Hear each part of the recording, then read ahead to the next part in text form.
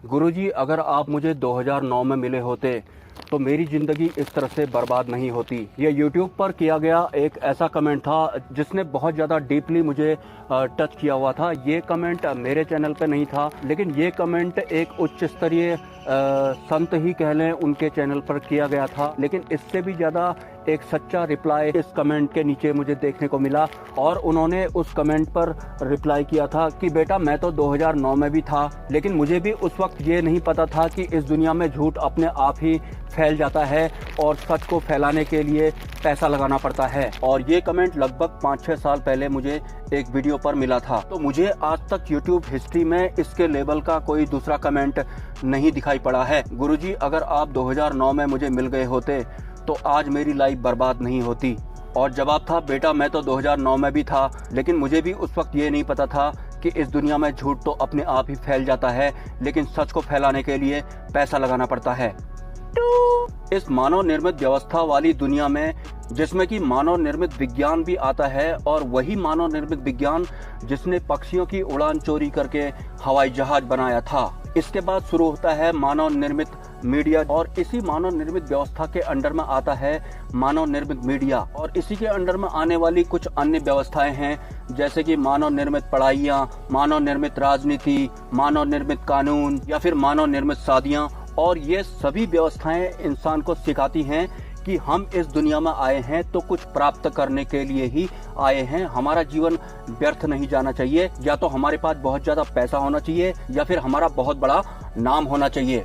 तो उसी हिसाब से ये मानव निर्मित पढ़ाइयाँ भी फॉर्म की हुई हैं कि तुम ये पढ़ाई करोगे तो उसके बाद तुम्हें इस तरह की नौकरियां मिलेंगी, या फिर तुम इस तरह का बिजनेस कर पाओगे। अगर इन नौकरियों का या फिर इन बिजनेसों का लालच मानव निर्मित पढ़ाई से हटा दिया जाए तो कोई भी इंसान अपनी जिंदगी के 15, 16, 17 साल मानव निर्मित पढ़ाइयों में बर्बाद नहीं करने वाला है। मतलब मानव निर्मित पढ़ाइयाँ भी एक तरह के बिजनेस के अंडर में आती हैं। उसके बाद ये मानव निर्मित शादियाँ भी एक तरह का व्यवसाय ही है। इसके अलावा वो निम्न स्तर के लोग या फिर वो कलिग्रस्त लोग जो बाहरी तत्वों से ज्ञान लेकर या फिर किताब पढ़कर अपना ज्ञान बांट रहे हैं, मतलब उन्होंने इन आध्यात्मिक पुस्तकों को भी एक तरह का व्यवसाय बनाया हुआ है। कोई कहता है कि गीता के श्लोक नंबर इतने में ये लिखा हुआ है, कोई कहता है कि कुरान की आयत नंबर इतने में ये लिखा हुआ है। और आम इंसान को गीता या कुरान पढ़ने का टाइम तो है नहीं, तो जो भी ये बाबा लोग जो किताब पढ़कर आम जनता को ज्ञान बता रहे होते हैं, उन्हें वो 10 या 20 मिनट के लिए बड़ा सुकून देता है। उसके बाद घर जाकर उनकी हालत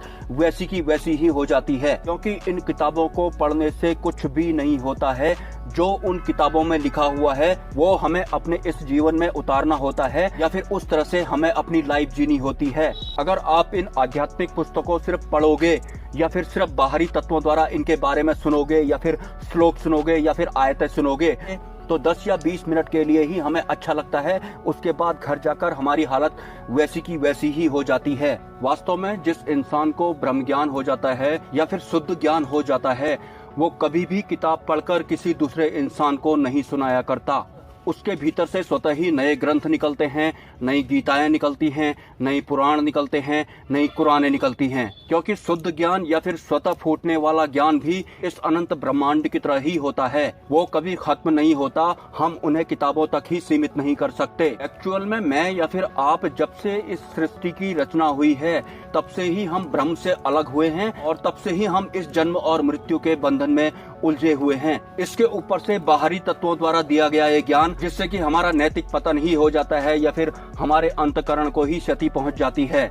हमारा इस हद तक नैतिक पतन हो जाता है या फिर इस हद तक अंतकरण को क्षति पहुंच जाती है कि कोई इंसान अगर हमें गीता के श्लोक सुनाने लगता है या फिर कुरानों की आयतें सुनाने लगता है तो हमारी नजर में वो बहुत बड़ा इंसान या फिर बहुत बड़ा इज्जतदार इंसान बन जाता है, जबकि ऐसा बिल्कुल भी नहीं है और ना ही होना चाहिए था। हर आध्यात्मिक पुस्तक को आपको इन फिजिकल आंखों से पढ़ने की जरूरत नहीं पड़ती है। ये सभी पुस्तकें मैं या आप अंतर्ध्यान करके हमारे भीतर भी पढ़ सकते हैं, क्योंकि इनकी उत्पत्ति ही हमारे भीतर से हुई है। हमारे ही एक उच्च स्तरीय कहे जाने वाले बाबा अक्सर बोलते हैं कि मैं तो बचपन से दृष्टिहीन हूँ, लेकिन उसके बाद भी मुझे संपूर्ण गीता या फिर संपूर्ण ग्रंथ याद हैं। तो लोगों ने पता नहीं उन उच्च स्तरीय कहे जाने वाले बाबा जी को क्या समझ रखा है। अंतर्ध्यान करके अगर आपने संपूर्ण गीता का अध्ययन कर लिया तो कोई बड़ा काम नहीं कर लिया बाबा जी। अगर आप उच्च स्तरीय संत होते तो नए ग्रंथ आपके भीतर से निकलते, नई गीताएं आपके भीतर से निकलती। खैर, आपके ही फिजिकल वर्ल्ड वाले, आपके ही कथावाचकों के साथ मैं नहीं उलझना चाहता हूं, क्योंकि भगवान को व्यवसाय बनाने में तो एक आम इंसान का भी उतना ही हाथ है